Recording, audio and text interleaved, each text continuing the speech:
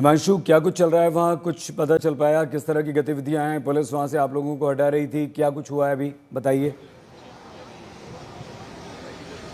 बिल्कुल, देखिए पुलिस को आप देखेंगे सामने तो किस तरीके से जो सामने की रोड है उसको भी क्लीन किया जा रहा है। यानी अभी ट्रैफिक तो नहीं बंद किया गया है, लेकिन पुलिस इस रोड पे अब किसी को रुकने नहीं दे रही है।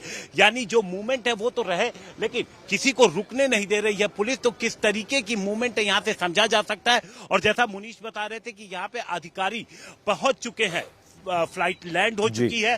तो जो फॉर्मेलिटीज है, जो गिरफ्तारी की फॉर्मेलिटीज हैं, वो सारी प्रक्रिया पूरी होने के बाद जो तमाम सिक्योरिटी के इंतजाम किए गए हैं, उन सिक्योरिटीज के साथ तहव्वुर राणा को लेकर के यहां से पूरा कॉन्वॉय निकलेगा, जो रूट से होते हुए सीधे एनआईए ऑफिस जाएगा। उसके आगे हिमांशु, देखिए गेट खुल रहा है एक बार फिर से कि क्या कोर्ट में लेके जाएं। अब आप सही इसी बात ये कौन सी गाड़ी है?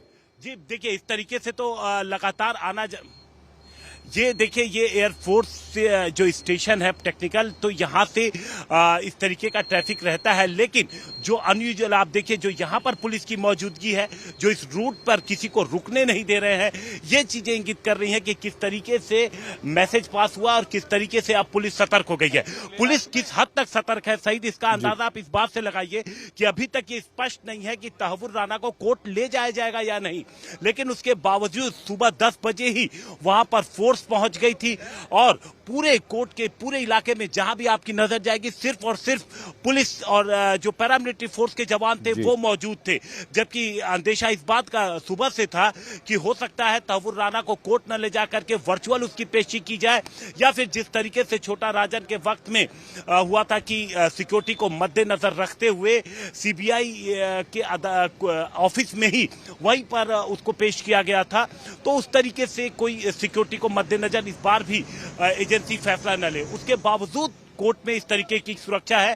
तो आप ये देखिए, आप सामने की आप तमाम जो देखिए, धीरे धीरे इस पूरे इलाके में पुलिस ही आपको नजर आ रही है, रोड को क्लियर कराया जा रहा है। और इवन जो मीडिया के लोग हैं उनको भी अब यहाँ जहां पे मैं खड़ा हूं, जहां पे हमारे कैमरा साथी मृदुल खड़े हैं, यहां से आगे अब हमें नहीं जाने दिया जा रहा है। यानी सिक्योरिटी को लेकर के प्रोटोकॉल अब यहाँ पर लागू हो गया है। आप देखिए, जो आउट गेट दिखेगा आपको स्टेशन का, वहां पर आपको पुलिस की गाड़ी नजर आएगी।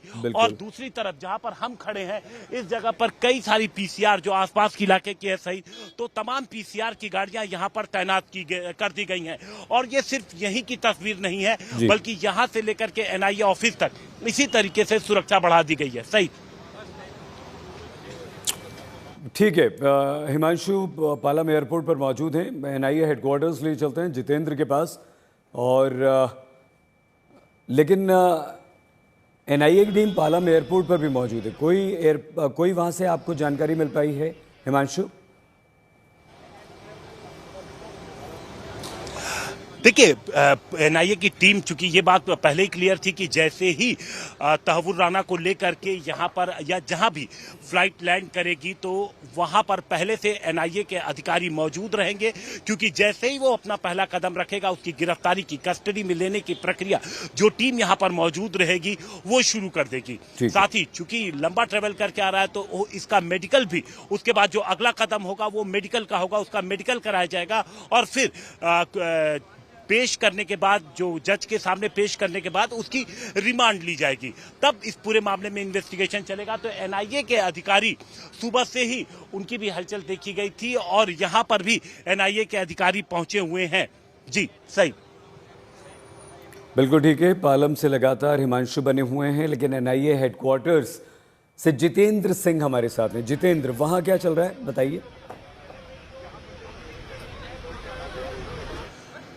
देखिए सही, जिस तरीके से जानकारी मिल रही है उसके मुताबिक एनआईए के जो सीनियर अधिकारी हैं, आईजी स्तर के आशीष बत्रा, उनके बारे में जानकारी मिल रही है कि वो जो है इस वक्त पालम एयरपोर्ट पर मौजूद हैं। इसके साथ ही जो तहव्वुर राणा के साथ 2 लोगों की टीम थी, जिसमें डीआईजी जय रॉय और इसके साथ ही एसपी प्रभात कुमार जो हैं, वो उसी टीम में पहले से ही मौजूद हैं।